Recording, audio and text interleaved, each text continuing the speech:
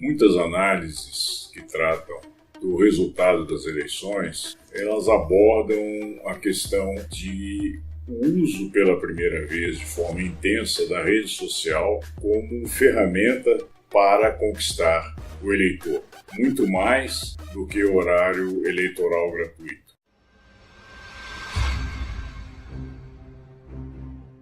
É a primeira vez que isso ocorre aqui no Brasil e isso chama a atenção das análises, porque daqui para frente nós vamos ter as redes sociais sempre desempenhando um papel bastante importante na formação da opinião pública. Sobre isso, vale a pena a gente meditar.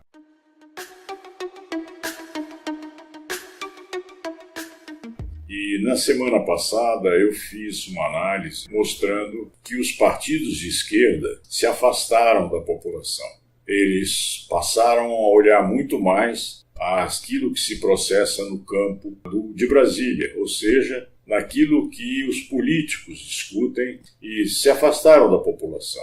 Por outro lado, o Bolsonaro e a sua equipe trabalharam intensamente a opinião pública e conquistaram uma simpatia, uma esperança para a população, porque eles tocaram em questões em que a população se importa, que ela valoriza do ponto de vista dos seus interesses. E aparece como um mito, como uma pessoa que vai trazer a paz e a felicidade aos trabalhadores, gerar emprego, gerar renda e por aí afora, e vai combater a corrupção.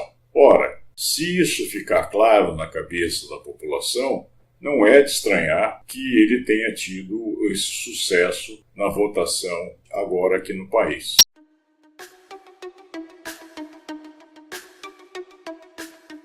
Em primeiro lugar, o que interessa de fato à população não é tanto aqueles valores colocados sobre família, etc., que são extremamente importantes, mas aquilo que realmente a população acaba valorizando é a sua situação pessoal diante da sociedade, diante do sistema econômico. Ela vai ter emprego se ela está desempregada, ela vai ficar no emprego se ela tem ameaças de desemprego, ela vai melhorar um pouco o seu salário, enfim, coisas muito concretas que ela vive o seu dia a dia. E é sobre isso que a gente tem que falar. Porque a esquerda, que vinha conduzindo uma parte do poder aqui no Brasil e que mudou com a deposição da Dilma Rousseff, a esquerda, ela descuidou completamente das questões que mais interessam à população.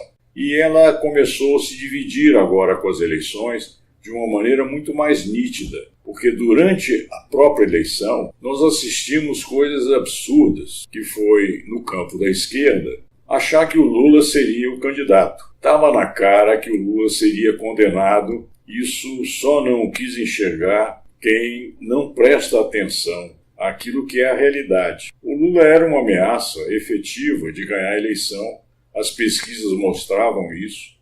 Ele aparecia com mais do dobro das intenções de voto do que o próprio Bolsonaro, mas estava na cara que ele seria condenado. Não faltaram sinais nessa direção.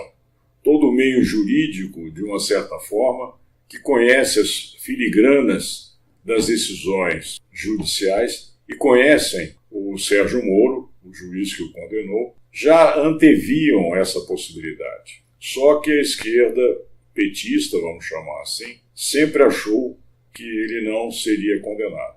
Ele foi condenado em primeira instância pelo Sérgio Moro, foi condenado pela segunda instância e foi preso. Foram 3 fatos sucessivos em que não houve manifestações de rua fortes para alterar o andar dessas decisões que foram tomadas e implementadas. Uma vez que ele estava preso, como é que ele iria disputar as eleições?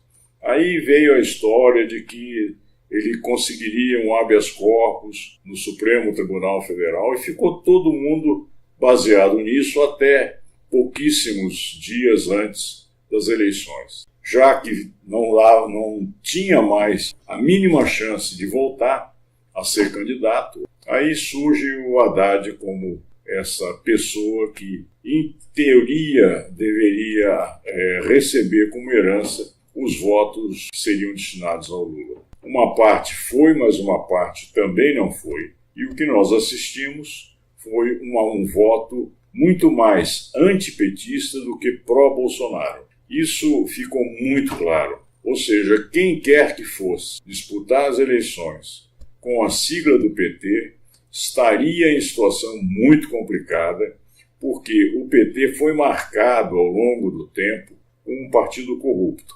Não é o único partido, todos sabemos disso, mas também errou flagrantemente, e vários dirigentes, inclusive o Lula, foram condenados por conta disso. E outros ainda serão condenados, não só do PT, como também de outros partidos. Isso é bom a gente ter presente, porque houve uma aliança muito forte, como sempre existiu no país, entre o poder econômico e o poder político. E o poder econômico, ele se incidia, ele entra e ele corrompe, e o poder político muitas vezes está doido para ser corrompido. E muitas vezes é isso que ocorre e a população ela reage com uma repulsa muito grande.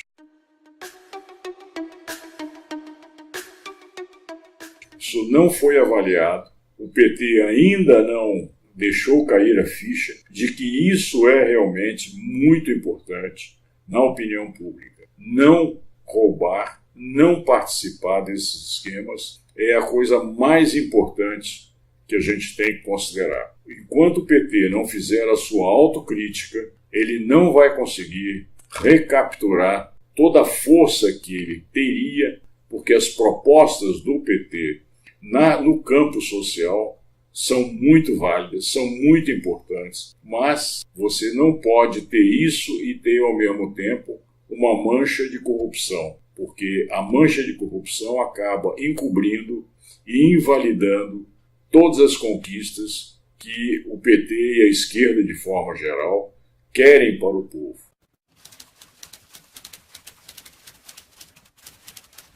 Oi, pessoal. Esse ano, um ano muito agitado, muita disputa, muita paixão, muitas ideias, muita discussão.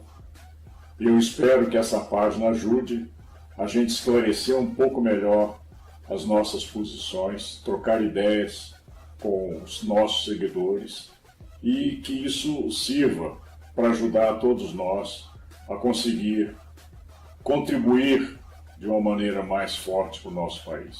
Muito obrigado.